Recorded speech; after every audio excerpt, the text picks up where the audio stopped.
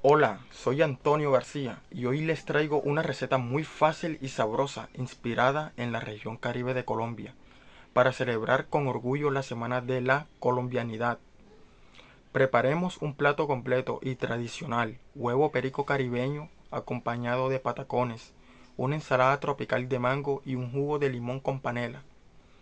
Todo con ingredientes fáciles de conseguir y en poco tiempo. Sin más preámbulos, vamos a empezar.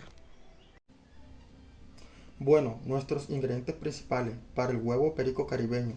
Tenemos 2 huevos, un tomate, una cebolla morada, sal, paprika y una cucharadita de aceite. Para los patacones tenemos un plátano verde, aceite y sal al gusto. Para la ensalada de mango tenemos el mango, una cebolla morada, jugo de limón, sal al gusto y cilantro. Este ingrediente es opcional.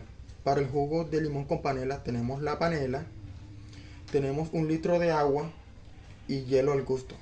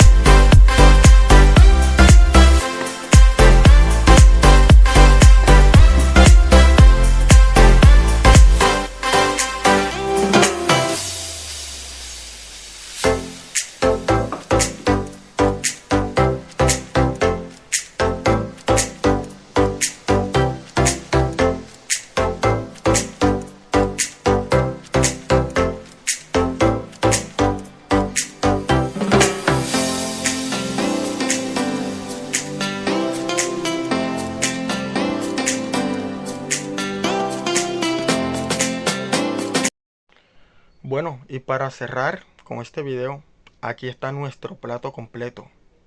Huevo perico caribeño, patacones, ensalada de mango y jugo de limón con panela. Una experiencia sencilla, deliciosa y con identidad. Gracias por acompañarme en esta experiencia de sabor colombiano. Feliz Semana de la Colombianidad y que vive el sabor del Caribe.